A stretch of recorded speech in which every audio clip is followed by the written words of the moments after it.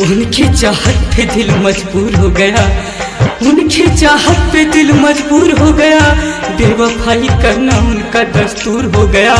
कसूर उनका नहीं हमारा था, कसूर उनका नहीं हमारा था।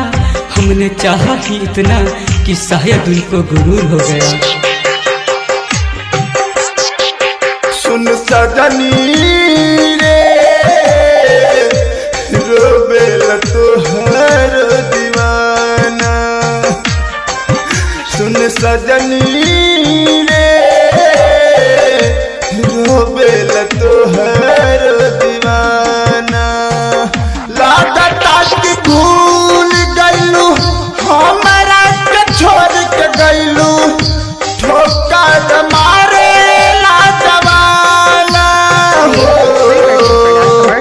लागता कि भूल गइलू हमरा के छोड़ के गइलू, ठोकर मारे ला जवाना हो। सुन सजनी रे रोबेल तोहर दीवाना, सुन सजनी रे रोबेल तोहर दीवाना। कवन कमी है दीवाना जो हमरा के छोड़ के तो दूसरा नाम के सिंदूर अपना माथे पे सजा ले। बोला एक बार जा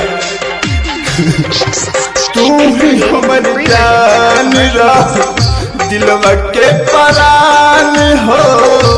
ओहरा बिना ना लागे हमर कतहु मान हो।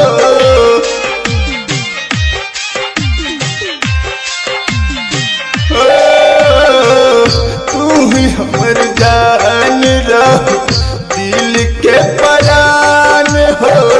तोहरा बिना ना लागे हमर कतहु मान हो। घुट घुट के मार जाइब नाता जहार खाइब, दुनिया लागे लाडराना हो। सुन सजनी रे रोबेल तोहर दीवाना, सुन सजनी रे रोबेल तोहर दीवाना।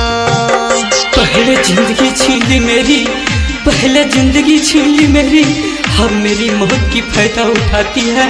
मेरे कब्र पर फूल चढ़ाने के बहाने तू किसी और से मिलने आती है। हमरा के प्यार के रोहिया दिखाई के बात चाल गइलू, अथवा छुराई के। ये जान तोहरा खातिर हम काका ना कही।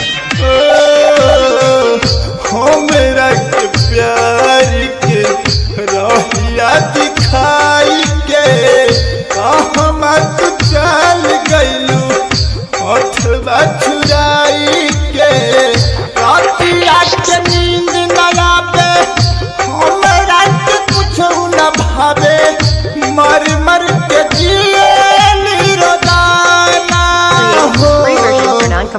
सजनी रे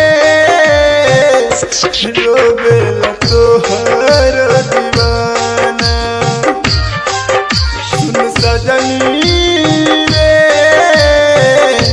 रोबेल तोहर दीवाना। धोखा ही देना था तो प्यार क्यों किया, नजरें मिला के हमसे इकरार क्यों किया। अरे हम तो प्यार के बारे में नादान थे, प्यार करना सिखा के इनकार क्यों किया।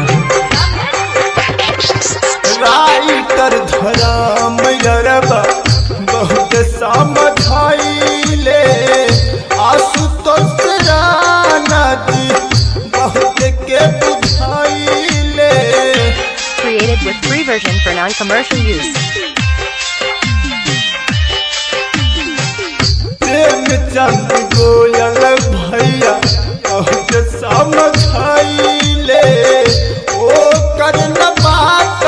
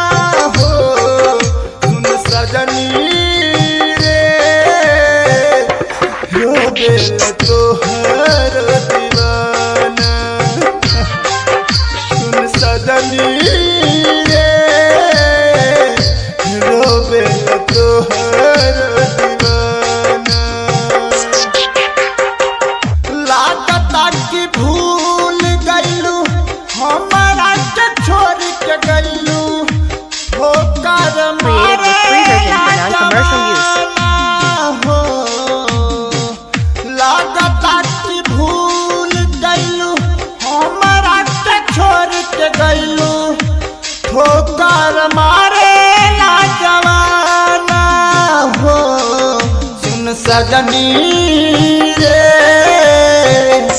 रोवेला तोहार दीवाना सुन सजनी रे